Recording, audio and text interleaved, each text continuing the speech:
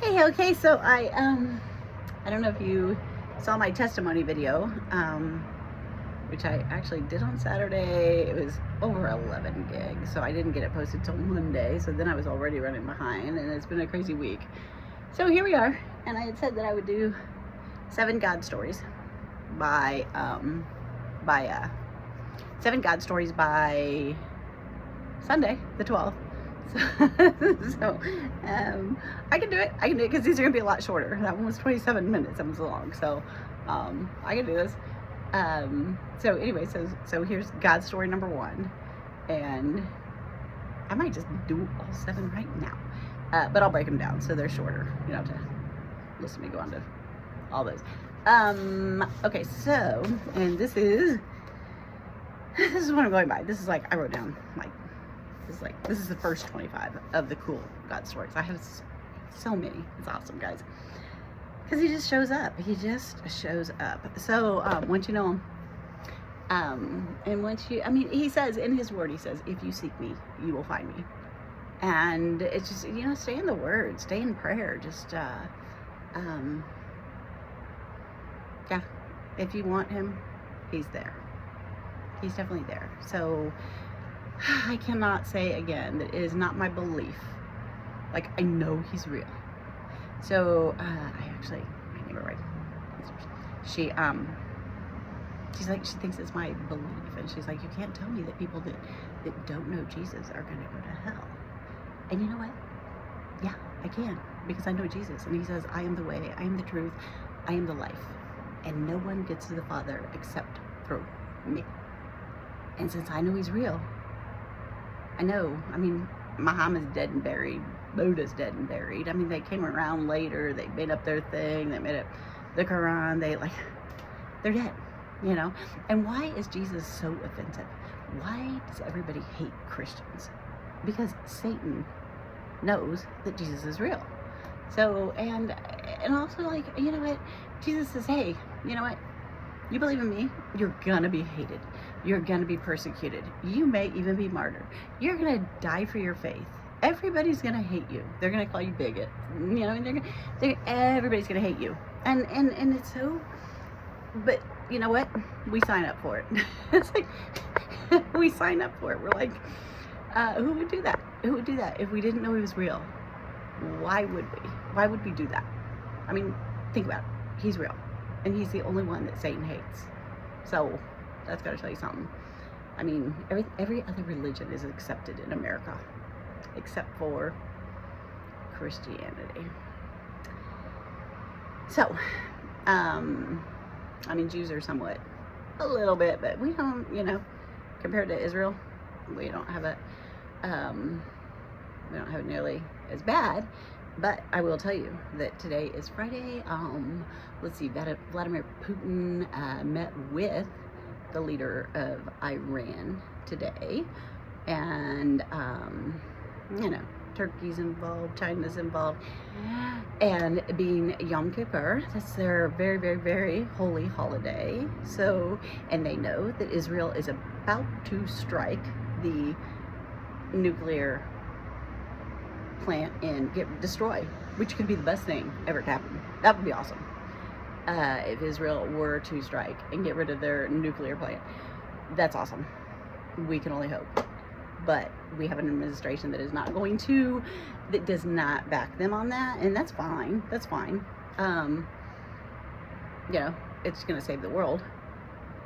And you guys just remember that Israel is the size of New Jersey. So God is behind them. I mean, if they have stopped 300 projectile missiles, 99% of them, 50% would have been a miracle. Then they stopped, 190 ballistic missiles. But, I mean, out of those 190 ballistic missiles, let's see, America will fight defensively. Biden will let them do that, or I don't know if I can say his name on here. Anyways, so they'll let them help defensively, but still, America, we only shot down 15 of those 190. Lebanon shot 1. Another country shot like 3. So obviously Lebanon and the other country, they're not like, they must have gotten too close to them, because Israel's the size of New Jersey. It's a teeny tiny little itty bitty state. It's nothing. And for them to, I mean, ballistic missiles, they have 12 minutes to react to 190 missiles coming at them. And they shot down almost all of them. Really? I mean, that's God. And out of the 300, they shot down 99% of them by themselves. Yeah. I mean, it's, oh, and out of the ballistic missiles that came, not one Israeli was lost. I mean, it was 9 people were killed. It was 7 Iranians and 2 Palestinians. Tell me this is not God. Not one Israeli lost their life. And as small as Israel is, the ones that did land, the ones that they did not stop, those hit land, or they hit 10 feet from somebody's house, or where, you know, living I don't know how, you know, whatever, wherever they live. It's like it hits 10 feet away and nobody dies. Isn't that crazy? That's God. That is God. So you guys have got to believe me that God is real. Anyways, so I'll start with that. Okay, we're already 6. I was gonna do these in 5 minutes. Okay, so I gotta hurry up. Okay, so the first God story number 1. Let me think. I'm gonna do the oh, you know what? I'll just stick with the prayer room. I was in the prayer room. God called me to fast, and I just felt like, okay, I'll do a 3-day fast. I must have read a book on it or something. Anyways, I was like, okay, I'm gonna do a 3-day fast, and so I just did water only for 3 days. And then, sorry, I'm talking fast because I want to get this over fast. So I only drink water for day 1, day 2, day 3. I'm waking up and I'm supposed to go to work, and I'm thinking that God's wanting me to go to the prayer room, because now we've already had the prayer room open 24/7 for 100 days. But then we went ahead and shut it. We were like, okay, that was great. I mean, everyone's on fire for Jesus. So, but we went ahead and we shut it so you could just like go in whenever. And so I just woke up that morning and I thought, on the 3rd day of only water, I just felt like God wanted me to go into the prayer room and be alone with Him. So I actually called into work. It was a middle day. I needed a day off for a middle day. It was, anyways. So so I went in there, and I went in the morning. I was like, I'm just gonna stay here until you know, just until I was with God, and I don't know. I just want to spend the whole day with Him, be with Him. Anyways, so I'm in there. I'm in the prayer room, and I just won a CD on the Christian radio station. I mean, how hard is that? I mean, it's probably not that hard. I've never won anything in the radio station in my life, but, well, U2 tickets, but that was rigged. They told me what number to call. Anyways, so, actually, they told my boyfriend, call this number. You'll be caller number 9.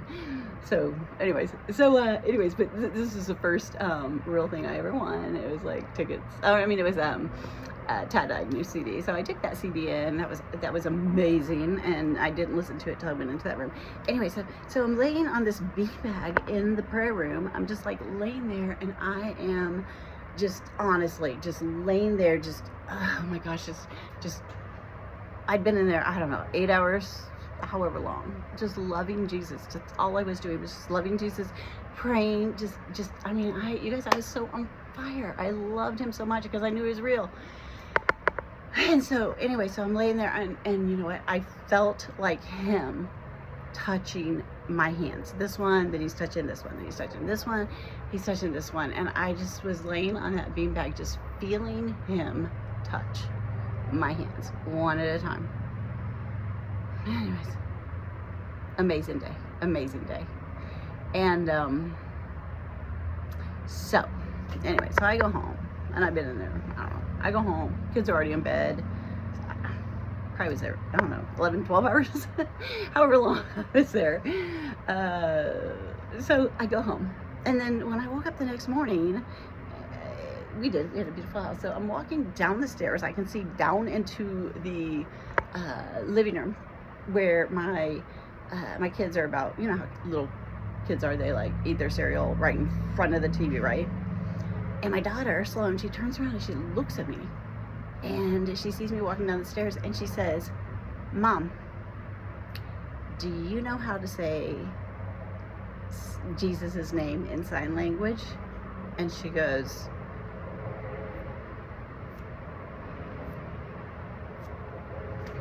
and it blew me away.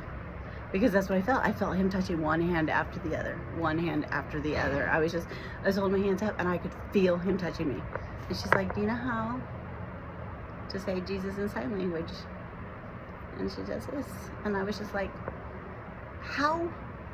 She was in bed when I got home. She has no idea what happened to me in that prayer room. And that was just God's confirmation that he was there. I mean, so exciting, guys. So exciting. I mean, I don't even know my daughter knows what sign language is. She's in the 1st grade. We don't know anybody deaf. We've never done sign language. I don't know. And the timing of that, for her to just hear me walking down the stairs and say that without saying, "Hi, Mom," or Mama. Mama, she called her. I mean, that's crazy. She just looked at me and said, "Mom, do you know how to say Jesus in sign language?" There you go. Anyways, cool story. Okay. I don't know how many minutes this is. Hang on, I got a text. 11, sorry. I'll keep it at 5 next.